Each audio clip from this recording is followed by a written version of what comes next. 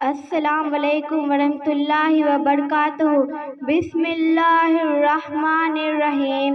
چھٹا کلمہ رد کفر۔ اللہم انی اعوذ بک من ان اشرک بک شیئا وانا اعلم بہ واستغفرک لما لا اعلم بہ تبت عنہ وتبرأت من الکفر والشرک والکذب والغیبۃ والبدعۃ والنمیمۃ والفواحش والبہتان والمعاصی کلہا واسلمت آمنت واقول لا الہ الا اللہ محمد رسول اللہ۔